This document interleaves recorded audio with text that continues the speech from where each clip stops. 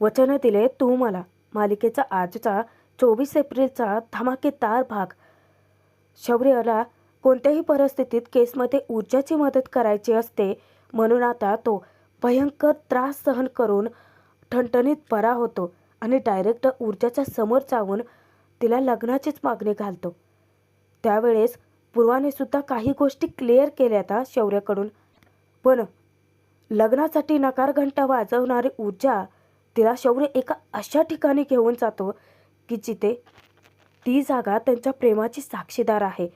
तिथे मात्र ऊर्जा खोटं बोलूच शकत नाही आणि शौर्यने स्पष्ट अर्पितासोबत लग्नाला नकार दिलाय. त्यातच आजीने पूर्वाची भेट घेऊन लग्नासाठी होकारही मिळवलाय. पण आता या सगळ्यांमध्ये फक्त एकच प्रॉब्लेम आहे, तो म्हणजे हर्षवर्धन जहागीरदार. आता तो प्रॉब्लेम नक्की कसा दूर होतोय, शौर्य ऊर्जाचं मन कसं बदलवतोय, त्यात पूर्वा आजीची भेट झाल्यानंतर नक्की काय घडतंय, पूर्वा कशी होकार देते, ते सगळं बघूयात. त्यासाठी आजचा भाग शेवटपर्यंत जरूर बघा. शौर्य तडकाफडकी बेडवरून उठण्याचा प्रयत्न करतो, पण अचानक त्याला त्रास व्हायला लागतो. इतक्यात आजी येते आणि शौर्याला ओरडते की तू कशासाठी उठतोयस, तू इथे आराम कर बरं.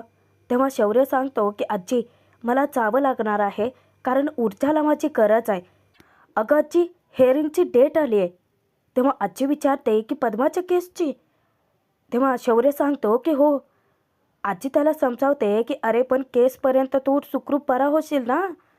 त्यावर शौर्य म्हणतो की आजी, मला केसपुरतं बरं व्हायचं नाही आहे गं, मला लवकरात लवकर बरं व्हायचं आहे कारण मला केसमध्ये ऊर्जाची मदत करायची आहे.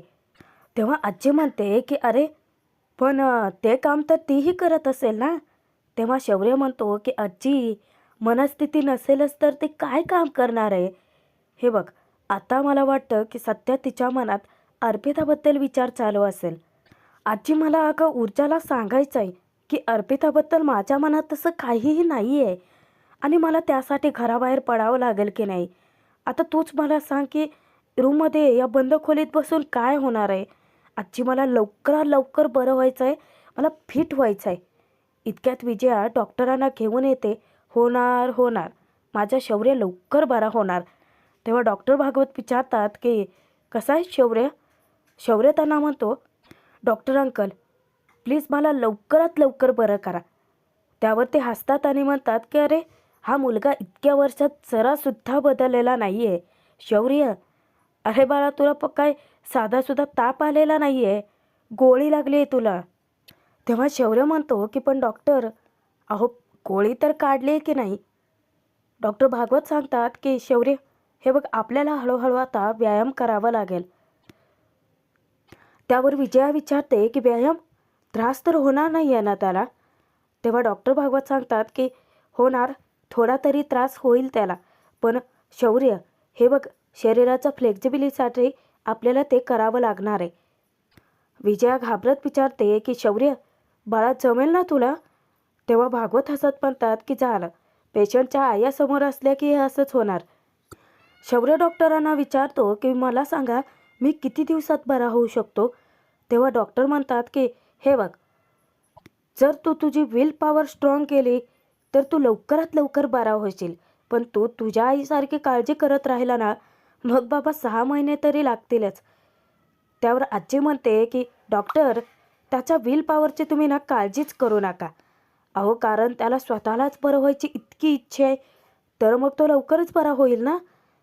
तेव्हा शौर्य सांगतो की डॉक्टर, मी काय म्हणतो, आपण व्यायाम कधीपासून चालू करणार आहोत.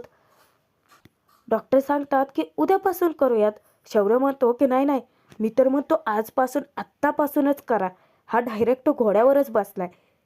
त्याला फक्त आणि फक्त ऊर्जाला केसमध्ये मदत करायचे एवढंच ध्येय दिसतंय. इकडे ऊर्जा पद्माला घेऊन जेव्हा घरी येते तेव्हा ती खूप लगबगीत असते. पद्माला ती सांगते की हे बघ, आता मला तुझी खूप मदत लागणार आहे. आपल्याला पुन्हा एकदा केस, जे काही झालं ते स्टडी करावी लागणार आहे. बारकाईतली बारकी गोष्टसुद्धा सोडून चालणार नाही आहे. पूर्वा येऊन विचारते की ऊर्जा, अगं कसल्या गाईत आहात तुम्ही. तेव्हा ऊर्जा सांगते की आई, पद्माच्या केसच्या हेअरिंगची डेट आली. 10 दिवसांनी हेअरिंग आहे. आता एकही महत्त्वाचा पॉईंट सोडून चालणार नाही आहे आम्हाला. ऊर्जा सांगते की मला आत्ता सध्या तरी ही केस खूप महत्त्वाची आहे. मला कोणत्याही परिस्थितीत ही केस जिंकायचे आणि माझं पूर्ण फोकस फक्त याच्याचवरती आहे. तिकडे डॉक्टरांनी शौर्यच्या सांगण्यावरून शौर्यचा व्यायाम करून घ्यायला सुरुवात केलेली असते. आता व्यायाम करत असताना शौर्याला इतका त्रास होत असतो त्या सगळ्याचा, पण फक्त ऊर्जाचा चेहरा नजरेसमोर ठेवून तो सगळा त्रास सहन करतो. ऊर्जाने केसला कसून सुरुवात केलेली असते. ते पारकाईतले पारकाई फॉन्टसुद्धा ती टिपून ठेवत असते आणि तशीच काहीशी कसून तयारी हर्षवर्धनची सुद्धा चालू आहे बरं का. त्याचंही एकच ध्येय, ऊर्जाला हरवायचं. म्हणजे या दोघांमध्ये आता चांगलाच अटीतटीचा सामना आहे. त्यात शौर्य ऊर्जाची मदत करायची म्हणून इतका उतावीळ आहे. डॉक्टरांकडून तो पूर्ण बरं होण्याचा प्रयत्न करत असतो. आता तो चालण्याचा प्रयत्न करत असताना अचानक धडपडतो, पण आजी त्याला सावरते. थोडासा ज्यूस पितो आणि पुन्हा चालायला सुरुवात करतो. केससाठी हर्षवर्धनही तयारी करत असतो आणि ऊर्जासुद्धा तयारी करत असते. हर्षवर्धनला आदित्य मदत करत असतो. त्यामध्ये महत्त्वाचे काय पॉईंट आहेत, त्यानंतर पुरावे कुठून कसे गोळा करायचे आहेत, भजनवरती काय जबाबदारी सोपवले, ते सगळं हर्षवर्धन आदित्यला सांगत असतो आणि ती सगळी कामं करवून घेत असतो. इकडे ऊर्जाच्या मदतीला पद्मा हजर असतेच. त्या दिवशी नक्की काय घडलं होतं ते सगळं ऊर्जा पद्माच्या तोंडून पुन्हा पुन्हा वदवून घेत असते. कारण कदाचित एखादा पॉईंट तिच्या अचानक लक्षात आला असावा, म्हणून तो पॉईंट मिस होता कामा नये. आणि शौर्याची तर तयारी चालूच असते. शौर्याची पावलं चढ झालेली असतात. एक एक पाऊल टाकत कसं तरी तो चालण्याचा प्रयत्न करत असतो. घरातले सर्वजण त्याच्या सोबत असतात. त्याला हिंमत देत असतात की तो करू शकतो, तो लवकरात लवकर बरा होऊ शकतो. आणि असं करता करता प्रेक्षकांनो चक्क 8 दिवस जातात आणि शौर्य 9व्या दिवशी अगदी ठणठणीत बरासुद्धा होतो. डॉक्टर त्याचे हाताचे काही मुवमेंट करून घेतात. हात त्याला हलवायला सांगत असतात. शौर्याला इतका भयंकर त्रास होत असतो, तो मोठ्या मोठ्याने किंचाळत असतो. पण त्याची अवस्था पाहून विजयाचा जीवाला नुसता घोर लागून राहतो. पण शेवटी इतका त्रास सहन करून सुद्धा तो लवकरात लवकर फक्त ऊर्जासाठी बरा होतो. जेव्हा तो बरा होतो ना, तेव्हा आजी येऊन त्याला सांगते की वा शौर्य, तू तर एकदम ठणठणीत बरा झालायस. आणि तुला माहिती आहे डॉक्टर काय म्हणालेत की तुझं रोजचं रुटीन आता तू फॉलो करू शकतोस. चल आपण आता नाश्ता करूयात. तेव्हा शौर्य म्हणतो की नाही आजी, सगळ्यात आधी मला एक महत्त्वाचं काम करायचं आहे. मला ऊर्जाला भेटून यायचं आहे. ऊर्जा कोर्टात जायला निघालेली असते. जाण्यापूर्वी देवाचे आशीर्वाद घेते आणि तेव्हाच पूर्वा तिला थांबवते. ऊर्जा विचारते की बोलायचं आहे, काही महत्त्वाचं काम आहे का? तेव्हाच नेमकं पूर्वा शौर्याचा विषय काढते. आता ऊर्जाचा जीव चिडतो. ती विचारते की आई, मला नाही बोलायचं आहे त्या विषयावरती. आणि नेमकं तेच वाक्य शौर्य ऐकतो. शौर्य मुद्दामच म्हणतो की अरे, शौर्याच्या विषयाबद्दल बोलायचं नाही म्हणजे शौर्याला भेटायचं सुद्धा नाही आहे का? अचानक शौर्य दारात येऊन थबकतो आणि ऊर्जाच्या आनंदाचा पारावारच उरत नाही. ती धावत त्याच्याकडे जाऊन विचारते की शौर्य, तू इथे, तू बरा आहेस ना? शौर्य विचारतो की मी कसा दिसतोय, एकदम ठणठणीत आहे की नाही? ऊर्जा विचारते की पण अरे, तू घराबाहेर का पडलायस? डॉक्टरांनी तुला सांगितलंय का बाहेर जायला? तुझी तब्येत तर व्यवस्थित आहे की नाही? तेव्हा शौर्य म्हणतो की आहे, मी व्यवस्थितच आहे. आता ऊर्जाला भेटायला जायचं आहे म्हटल्यानंतर मी ठणठणीत होणारच ना. तेव्हा पूर्वा त्याला घरात बोलावते. शौर्याचा चेहरा ऊर्जाला पाहून इतका खुललेला असतो. पूर्वा त्याला म्हणते की शौर्य, खरं तर तू ऊर्जाचा जीव वाचवला, त्यासाठी थँक्यू म्हणून मी त्याची किंमत नाही कमी करू शकत. हे बघ शौर्य, जी गोष्ट मी ऊर्जाला सांगते आता तेच मी तुला सांगते की स्वतःच्या जीवावर उदार होऊन इतकं सगळं करायचं नसतं रे. त्यावर शौर्य म्हणतो की मग काय करायला हवं होतं? मी तिथे असताना मी ऊर्जाला मरू द्यायला हवं होतं. कसं शक्य आहे ते? पूर्वा म्हणते की नाही अरे तसं नाही आहे. शौर्य किती भीतो तिला. तो म्हणतो की काकू प्लीज मला आता इथून जायला सांगू नका. खरं तर मला बोलायचं आहे तुमच्याशी. तेव्हा पूर्वा म्हणते की नाही, मी इथून तुला जायला सांगणारच नाही आहे, कारण मुळात मलाच तुझ्याशी बोलायचं आहे. पूर्वा शौर्याला बोलायला सुरुवात करते. हे बघ शौर्य, 2 दिवस तू हॉस्पिटलमध्ये होता तेव्हा ऊर्जाची इथे काय अवस्था झाली होती ते मी बघितलंय. आणि म्हणूनच मी तुला विचारते की तुझं अर्पिताशी लग्न ठरलंय. बरं आपण 2 मिनिटासाठी हे गृहीत धरूयात की तुझं अर्पिताशी लग्न ठरलं नाही आहे. मग मला सांग की तुझं ऊर्जावरती प्रेम आहे. तेव्हा शौर्य ज्या छातीवरती गोळी लागली होती तिथे बोट ठेवत विचारतो की काकू तुम्हाला अजूनही खात्री वाटत नाही आहे, शंका आहे तुम्हाला. तेव्हा ऊर्जासुद्धा धक्क्याने त्याच्याकडे बघत असते. जेव्हा पूर्वा विचारते की मला सांग शौर्य की तुला ऊर्जाशी लग्न करायचं आहे, शौर्याचा होकार येतो. पण अचानक ऊर्जा नकार घंटा वाजवते. शौर्य धक्क्याने विचारतो की ऊर्जा.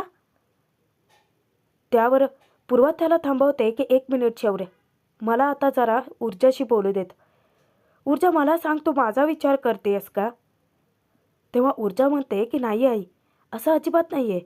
पण ज्या माणसामुळे माझ्या वडिलांचा जीव गेला त्यांच्या मुलाशी मी लग्न करणार नाही आहे. त्यावर पूर्वा तिची समजूत घालते की मग जर हर्षवर्धनमुळे तुझ्या बाबांना काही झालंच नसतं तर केलं असतं लग्न.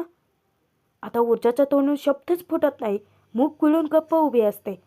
त्यावर शौर्य म्हणतो की काकू मी सांगतो ना हिचं उत्तर होच असलं असतं, पण ती स्वतःच्या तोंडून नाही सांगणार आहो. शौर्य वैतागतो. पूर्वाला तो म्हणतो की काकू प्लीज समजावा ना यार हिला. त्यावर पूर्वा उलट शौर्याला तटावते. एक मिनिट शौर्य, हे बघ मी हे सगळे प्रश्न विचारते म्हणून तू कोणत्याही गोष्टीचा निष्कर्ष काढू नकोस हा. मी हे प्रश्न फक्त विचारते तुम्हाला कारण मला काही गोष्टी क्लिअर करायच्या होत्या, काही गोष्टी समजून घ्यायच्या होत्या. अर्थात मला माहिती होतंच की या प्रश्नाचं उत्तर ऊर्जा कधी देणारच नाही आहे. त्यावर शौर्य रिक्वेस्ट करतो की काकू प्लीज प्लीज सगळ्या गोष्टीचा खूप गोंधळ होऊन बसलाय, मला ऊर्जाशी बोलायचं, प्लीज तुम्ही परवानगी द्या. तेव्हा पूर्वा त्याला सांगते की शौर्य तुझं अर्पिताशी लग्न ठरलं असतं किंवा नसतं तरीसुद्धा तुझं ऊर्जाशी लग्न करण्याचा विचार आम्ही कधी केलाच नसता मुळात. कारण आमच्या दोघींच्या मनाची सल सलते ना शौर्य, ती खूप मोठी आहे रे. शौर्य पूर्वाला गळ घालतो की त्याला ऊर्जाशी बोलायचं आहे आणि तेव्हा पूर्वा परवानगीही देऊन टाकते. पण ऊर्जा हे अट्टप धरून बसते की जे काही बोलायचं असेल ते इथे बोल, मला तुझ्यासोबत कुठेही यायचं नाही आहे. तेव्हा शौर्य म्हणतो ऊर्जा तू काय बोलू शकतेस याचा अंदाज मला आला इथे, पण जिथे तू खरं बोलू शकतेस ना तिथे चल. ऊर्जा विचारते की कुठे आणि शौर्य तिला कुठे घेऊन जातो. अर्थात जिथे त्यांची पहिल्यांदा मैत्री झाली, पहिल्यांदा भेट झाली तिथेच, चायचुईच्या ठिकाणी. शौर्य ऊर्जाला एकत्र बघून तो चहावालासुद्धा इतका खुश असतो. ऊर्जाचीही कळी खुलत्या तिथे गेल्यानंतर. ऊर्जा विचारते की तू मला इथे का घेऊन आलायस. तेव्हा शौर्य म्हणतो की का म्हणजे. अगं ऊर्जा तुझ्या लक्षात येते का की आपल्या आयुष्यातील कितीतरी खरे क्षण, निखळ हास्य, आपली निखळ मैत्रीसुद्धा इथेच झाली होती. कितीतरी क्षण आपण जगलो इथे. चहासोबत खारी खाताना, गप्पा मारताना आपण कधी मनाने एकमेकांशी जोडलो गेलो, ते सुद्धा आपल्यालाच कळलं नाही. इथेच याच ठिकाणी आपली मैत्री झाली की नाही.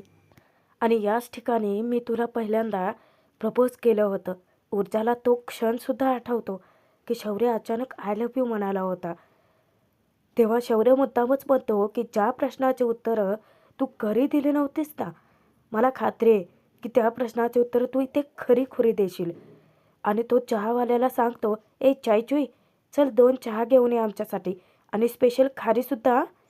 तो चहावाला म्हणतो की साहेब आजचा चहा माझ्याकडून, कारण अहो तुम्ही इतके बरे होऊन आलात. आता ऊर्जा विचार करत असते की पण अचानक पूर्वाने ते सगळे प्रश्न का विचारले असतील. तेव्हा शौर्य म्हणतो की तुला काय वाटतं की काकूने याबद्दल कधी काही विचारच केला नसेल का? आता ऊर्जा काही विचारणार, शौर्य मुद्दामच म्हणतो, ऊर्जा, तुला असं मला ठणठणीत बरं झाल्याचं बघून आनंद होत नाही आहे का? तेव्हा ऊर्जा म्हणते की अरे झालंय ना. शौर्य विचारतो की पण तो तुझ्या चेहऱ्यावरती दिसतच नाही आहे. अगं जर मग तुला आनंद झालाय तर हस ना. तेव्हा ऊर्जा गालातच हसते. शौर्य म्हणतो की तू एक काम कर, तू ना चहासोबत खारी खा. त्यावेळेस तू इतकी खुश असतेस ना, तुला बघून मग मी पण खुश होईल. तेव्हा ऊर्जा चहा आणि खारी हातामध्ये घेते आणि चहामध्ये खारी बुडवून खाताना ती इतकी गोड स्माईल करते ना की शौर्य तिच्यावरती भाळतोच. त्यानंतर ऊर्जा त्याला खुणवते डोळ्याने आणि शौर्यसुद्धा ऊर्जाला म्हणतो की वा ऊर्जा, हेच स्वर्गीय सुख, गेले कित्येक दिवस मी मिस केलं यार. आणि तो पटकन चहात बुडवून त्या खारीचा एक घास घेतो आणि तो इतकं एन्जॉय करत असतो. आता खारी खाताना खारीचे काही कण जे आहेत ऊर्जाच्या ओठांना लागतात. तेव्हा शौर्य तिला खुणावतो एक दोनदा, पण ऊर्जाला काही कळत नाही. त्यानंतर तो स्वतःच साफ करतो. दोघे इतके मनमोकळेपणाने निखळ हसत असतात. आता शौर्य ऊर्जाचा प्रेमाचा साक्षीदार तो चहावाला तो येतो आणि त्या दोघांनाही म्हणतो की ताई आणि दादा, तुम्ही ना असेच कायम हसत आणि एकत्र राहा. कारण तुम्ही जेव्हा दोघे इथे येताना, खरं तर तुमच्या येण्यामुळेच माझं गिऱ्हाईक वाढलं आहे. आणि त्यातच तुम्ही दोघांनी मध्ये भांडण केलं ना, तुमच्या दोघांची जेव्हा भांडणं होतात तुम्ही येत नाहीत ना, तर माझं गिऱ्हाईक बी कमी होतं आहे. ते म्हणतात ना की जिथे चांगल्या भावना असतात तिथे सगळं चांगलंच होतं. पण ताई आणि दादा, तुम्ही ना एकमेकांची साथ कधी सोडू नका. ऊर्जा धक्क्याने त्याच्याकडे वळून बघते. तेव्हा तो म्हणतो की सॉरी, मी छोटा माणूस आहे ना, पण एक बोलू का? तुमच्या दोघांमध्ये इथे जे काही झालं ते सगळं मी आजपर्यंत पाहिलंय आणि त्यावरून एकच सांगतो की तुमचं एकमेकांवरती लई प्रेम आहे. तुम्ही एकमेकांची साथ कधी सोडू नका. शौर्य मुद्दाम ऊर्जाकडे बघत असतो आणि ऊर्जाचं लक्ष दुसरीकडेच असतं. तिचा चेहरा पार उतरलेला असतो. मी सांगू का ताई आणि दादा, की मला तर असं वाटतं तुम्ही एकमेकांशिवाय ना राहूच शकत नाहीत. बरं तुम्ही तुमचा चहा एन्जॉय करा, तोपर्यंत मी तिकडे चहा देऊन येतो कोर्टाकडे. आता तो चहावाला निघून जातो. शौर्याचं लक्ष असतं ऊर्जाकडे. ऊर्जा काहीच बोलत नाही, पूर्ण ब्लँक झालेले असते. शौर्य विचारतो की काय झालं? अ, ती सांगते की काहीच नाही. शौर्य तिच्या हातून चहाचा ग्लास घेऊन बाजूला ठेवतो आणि हात हातात घेऊन तिला सांगतो, ऐक, मी अर्पिताशी कधीच लग्न करणार नाही आहे. तेव्हा ऊर्जा धक्क्याने त्याच्याकडे पाहतच राहते. भाग जरी संपला असला तरी पुढे छान ट्विस्ट आहे. कारण शौर्याची आजी स्वतःहून पूर्वाकडे येऊन शौर्यासाठी ऊर्जाला मागणी घालते. पूर्वा प्लीज, हे बघ तू या लग्नाला होकार दे. अगं तुलाही माहिती आहे की त्या दोघांचं प्रेम खरं आहे. आता पूर्वा तिथे काहीच बोलत नाही. ऊर्जा शौर्याला सांगते की आपल्या दोघांचं प्रेम जरी खरं असलं तरी आपल्या दोघांमध्ये फक्त एकच प्रॉब्लेम आहे. शौर्य विचारतो की काय? मी हर्षवर्धन जहागीरदाराचा मुलगा आहे हेच ना? पण मग आता ऊर्जाचा काय निर्णय असेल? आणि पूर्वा हर्षवर्धन जहागीरदारसोबत, जो की तिचा कट्टर दुश्मन आहे, त्याच्यासोबत सोयरीक करायला तयार असेल? होईल? शौर्य आणि आजी दोघे अशी काय जादूची कांडी फिरवत आहेत बरं, की पूर्वा स्वतःहून ऊर्जाचं लग्न शौर्यसोबत लावून देईल. पाहणं तितकंच मनोरंजक ठरणार.